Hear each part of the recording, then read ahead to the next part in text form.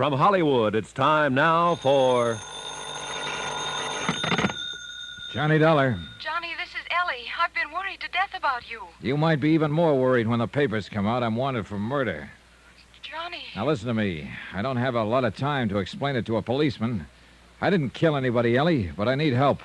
Where can I meet you? If I remember right, there's a coffee shop over Are on... they looking for you all over town? Yeah, I suppose so. We better not pick any place like that. I have a blue Ford convertible, a 52. You know where Fisherman's Wharf is? Yeah? Go there. Watch for me.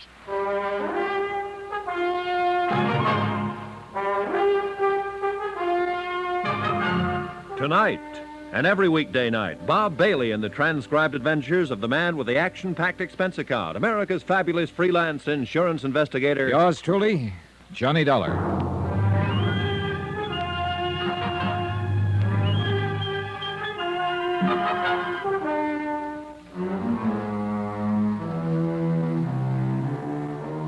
Expense account submitted by Special Investigator Johnny Dollar to Samuel Rubin and Associates, Insurance Brokers, Majestic Building, Hartford, Connecticut. The following is an accounting of expenditures during my investigation of the Salt City matter. Expense account item 19, 25 cents, car fare to Fisherman's Wharf. Standing there in the light rain, it occurred to me that 48 hours had gone by since I'd last closed my eyes. I might have been reeling a little when Eleanor Strouber showed up.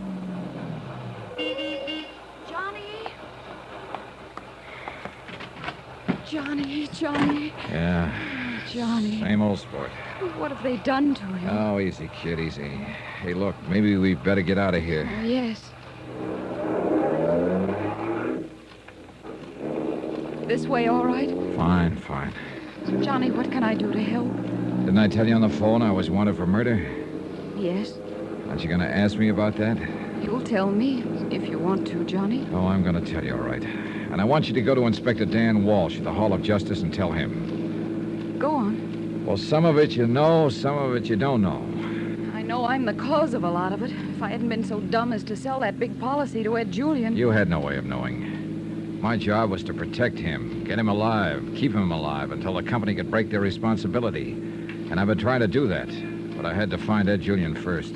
Sure. One of my best leads was an attorney named Ray Gumby. He hoped to get Julian into custody one way or another in jail.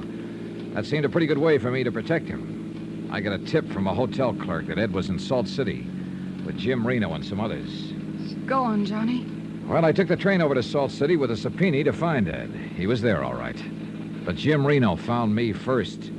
He drugged my coffee, and when I went out to see Ed at the smelter works, the drug began to work. I saw Ed and Shirley Winters. They were drugged, too. Reno came in a little while later and shot them with my gun. I got away from Reno. He was going to haul me down and let the Salt City police charge me with murder. I think he owns the Salt City police force, too. I managed to get back here early this morning. I called the police and tried to explain all this here, but they wouldn't listen. I went over to see Ray Gumby. Ellie, Gumby was dying when I got there. He'd been shot twice. I don't know if the police know about him yet or not. Then I called you. Who shot Gumby? There was those two thugs I tangled with over at Ed Julian's apartment, Swifty and Luke. Only names I know them by. Reno killed Ed Julian and Shirley Winters? Yeah. Anything else? Oh, no. One place the police won't be looking for you is my office. There's a nice couch there. You need some rest. She drove me over to her office, and 10 minutes later, I was asleep. About 7 o'clock, I woke up, and for the first time in days, my head was clear. Clear enough to think of a man with a pencil-marked mustache who'd sold me information about Ed Julian being in Salt City. I found him in his rooms. Oh. Yeah, we got business. What are you... hey, please, my lapel. You worry about them good and hard. I'm worried about the two men I saw murdered in cold blood in Salt City yesterday. I'm worried about the man who died in my arms early this morning. Most of all, I'm worried about myself. Please. Now, look. When you came to my hotel 2 days ago, you were taking a big chance about telling me where Ed Julian was.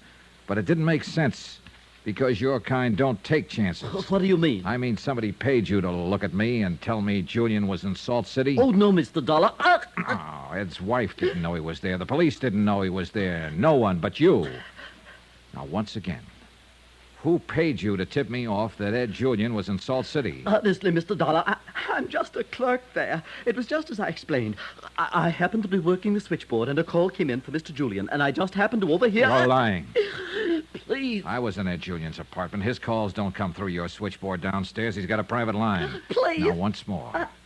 Who paid you to tell me that Ed Julian was in Salt City? No one paid me. Who was it? He'll kill me if please, Mr. Dollar. Who is it? Mr. Julian himself. What? Honestly, it was Mr. Julian. Before he left town 2 nights ago, he told Mr. Swift and Mr. Luke, all of us, to make it difficult for you. And then he sent me a special delivery letter with $50 in it and told me to go to you and tell you he was in Salt City. Okay, relax. What? I don't want you to make a move. I just want you to stay where you are for the next half hour. Clear? Clear. Expense account item 20 cents phone call to Eleanor Strober. Johnny, are you all right? I'm getting better every minute. Did you talk to the police? Yes.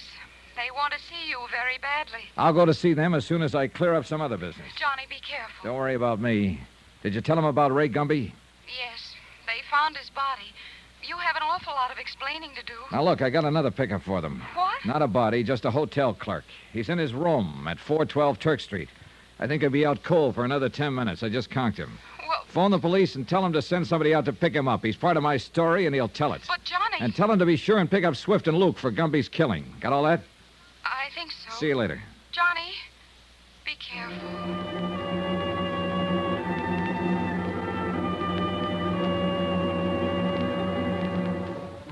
It was dark by the time I arrived at the Skyline Apartments and took the elevator to the 4th floor. The place looked quiet and deserted. It was, for the most part, except for Lorraine Julian. She looked about the same, tired, sad. Johnny Dollar. Isn't that your name? Yeah. What are you doing here? Didn't you ever expect to see me again? No. You better go. Wait. You shouldn't be in here. Ed, walk in. Ed isn't going to walk in, Mrs. Julian. What do you mean? I dropped by to tell you you've been double-crossed. Where's Ed? Chilly Winters was gunned in Salt City. Ed Julian was shot to death, too. You're lying. I saw it happen, Mrs. Julian. No, this is some kind of a trick. It isn't so. Not Ed. You haven't seen the papers or listened to the radio, then. They all have the story by now. It is true. Yeah, all of it. Ed told you to keep me guessing when I came around looking for him, right? Yeah, sure. Maybe you didn't know, but you were helping Jim Reno put the finger on him. I don't believe you. Ed can't be dead. Maybe they can Chilly Winters, then, huh? It was Chili they wanted out of the way. They wanted Chili out of the way. Uh-huh. Well, Chilly and Ed are out of the way now, and Jim Reno's in command. Oh, what a fool.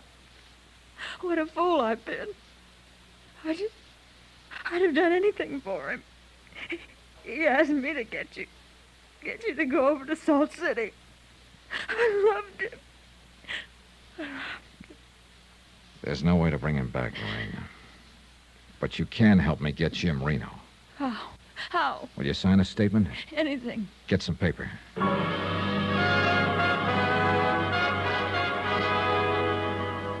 I wrote it while she sat there and helped me fill in the details. How Ed Julian and Jim Reno planned to get rid of Chilly Winters. How Ed Julian took Chilly over to Salt City with him. How before he left he knew that Ray Gumby had a subpoena out for him and that I, if tipped off, would eventually wind up in Salt City and be a patsy for the killing of Chilly Winters. Only Jim Reno decided he'd be better off if Ed and Chilly were both out of the way. Do you think this will do any good? Can we get Reno for killing Ed? In a Salt City court, no. But it stands a good chance in this town. How about Gumby? Luke. And Swift. I know. Why? Mr. Gumby knew all about the enterprises. If there'd been any kind of investigation... So they just put him out of the way, huh? Yeah. Nice people. That's one trouble. You never usually ask about the people you fall in love with. You just go ahead and do it. We'd better find a notary public. I have to turn myself into the police. A lot of things have to be explained to them. I think you better get over to Salt City and explain some things there, Donna. Mr. Reno. Yeah. Hello, Lorraine. How's tricks? You killed Ed. Didn't this insurance man tell you that he shot him? Huh? Well, don't you worry.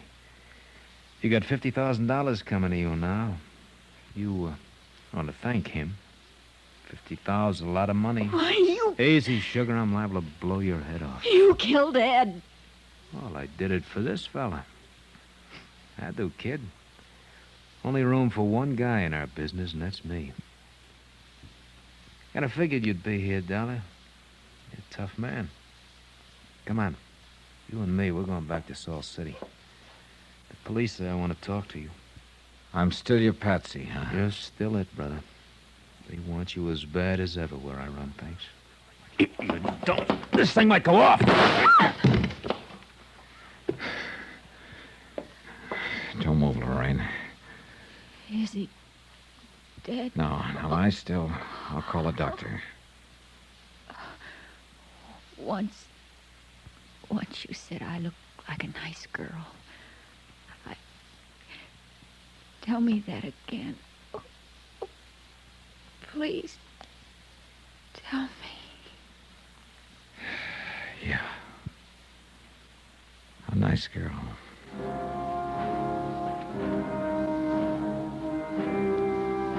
Expense account, item 21, $1,000, legal fees. To get a lawyer to explain formally what had happened.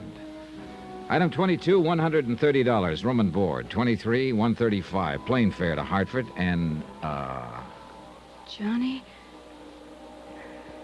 Bye, Johnny. bye, Ellie. The next time I sell an insurance policy, I'm going to ask for character recommendations. Then I won't get a nice fella like you in...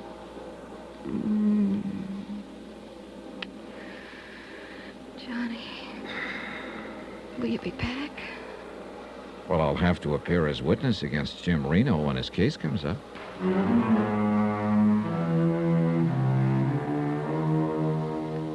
Item 24, $2, 2 drinks. Yep, for Eleanor and me. Expense account total, $3,262. Remarks, none. Yours truly, Johnny Dollar.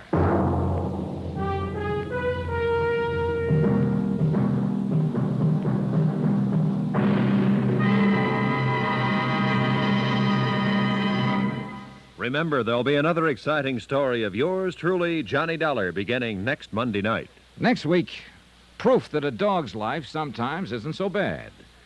A case that starts out like a lark, just one big joke, but isn't funny for long. Join us, won't you? Yours truly, Johnny Dollar.